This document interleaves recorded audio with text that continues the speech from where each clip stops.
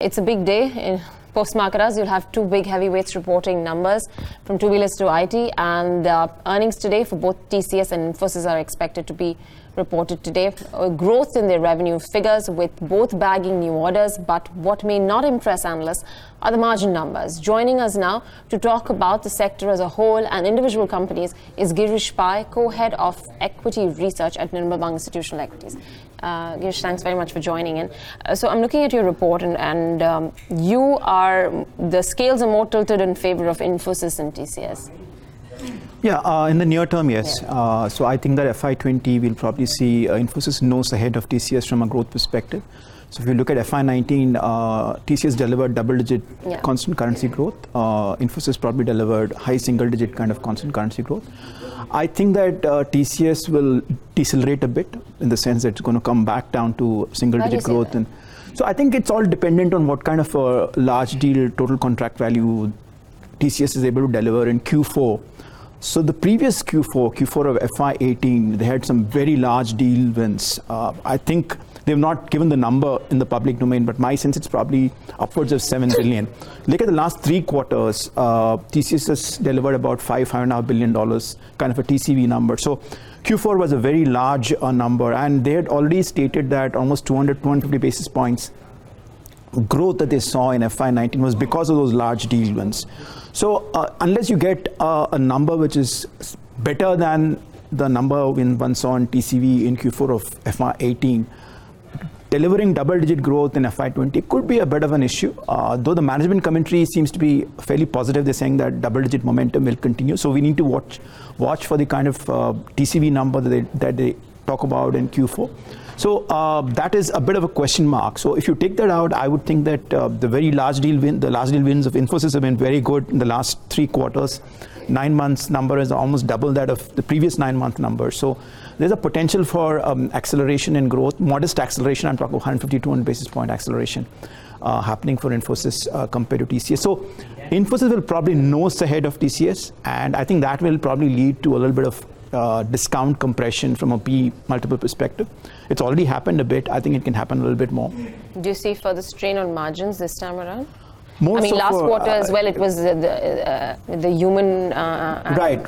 So TCS surprisingly delivered some negative margin numbers. Negative means the surprise was on the negative side for TCS because they recruited a lot more people.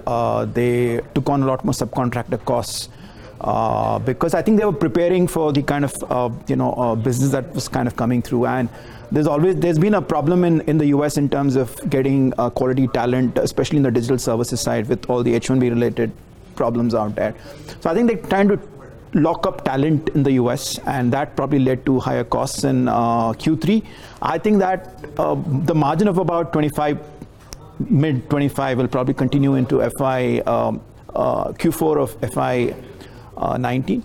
I would think that TCS probably has a better chance of maintaining those 25% kind of margins even in FY20, whereas I think there could be a slippage of margins for Infosys going into the next year for various reasons. I think the primary could be because of the large deal wins that one has seen in FY19. I think some of them will require investments. Some of them will be in transition phase. There's going to be rebadging of employees. So I would think that combined with localization related investment, sales related investment. So all those, in my opinion, are going to lead to a 100 basis point cut from a margin band perspective for Infosys vis-a-vis FY19. Whereas growth could probably be a little ahead of TCS. So that's the kind of broad picture I see for both these companies for FY20. What's the, I think your report also says an interesting bit about how the focus of the market would be on the pockets of weakness and the potential for recovery in the same. Now, when we look at the belief, Girish, that the larger part of the market had for better part of FY19 was that growth is slowing down, but it got pushed quarter by quarter further down the road, and therefore it probably didn't impact the earnings of a lot of firms, not just software firms, a lot of firms. This time around, if the words are to be believed, we are in the midst of a slowdown.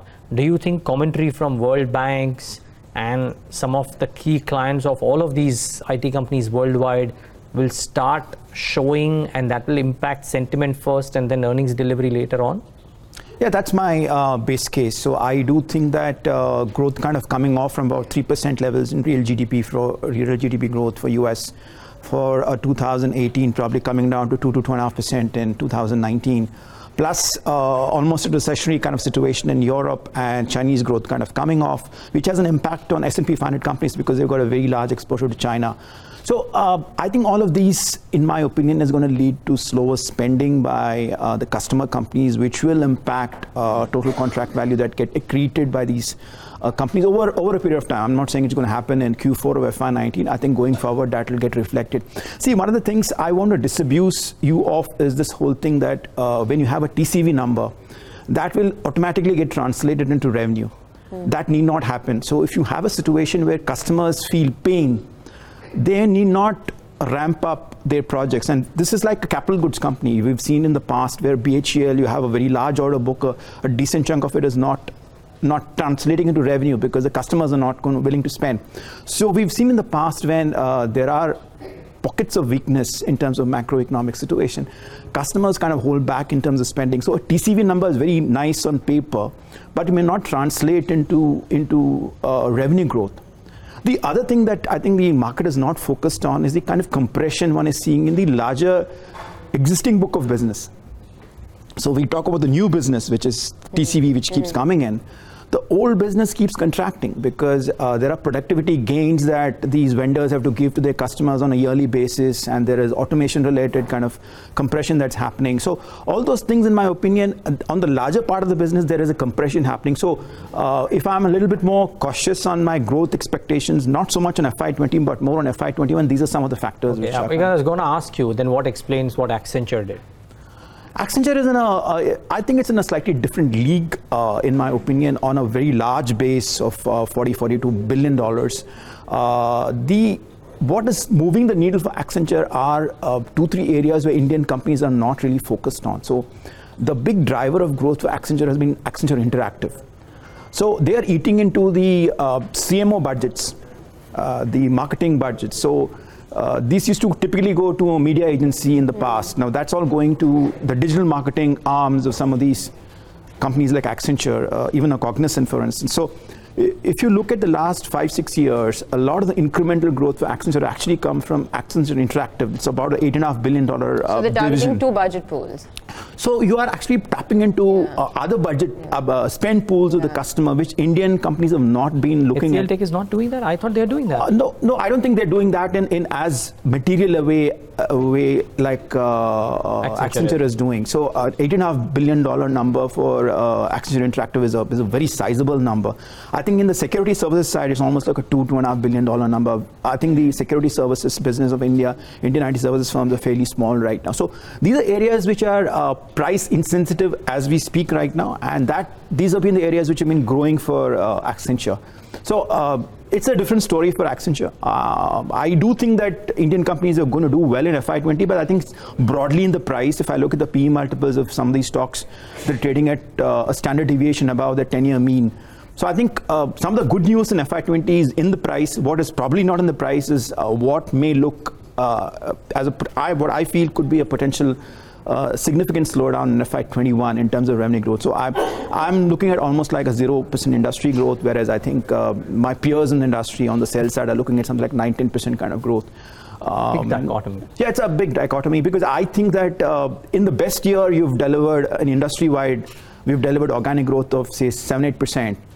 I would think, and that is when macro conditions have been the best, which is what we've seen in FY19 or 2018. If you see US grow at say 1.5% in 2020, I would think that growth is going to kind of come off. So that's my call. It's not a call based on a recessionary situation in the US. It's a call based on soft landing in the US. We're not talking about negative growth there. We're talking of 3% going to a 1.5% in the US in one sense. So then these are big markets for both Infosys and TCS, North America as a market. So that could take us a severe beating. And what does it do in terms of, so while we have a total contract value, in the near term, the size of orders that they get. So you have your brackets of big orders that you get in and your big contracts that come in. Do you see that scale down happening in the quantum of not just the number of big ticket orders you get, but just the fact that that big ticket order will no longer be a big ticket order. You'll come down to a smaller spend. No, what I'm talking about is, yeah, you have these big ticket orders. They are very nice to have on paper. Whether they'll actually translate into a ramp up of deals into revenue growth is something that one needs to watch. And especially, no, I understood that. I'm talking about in the future. I think there could be spend related issues. Probably.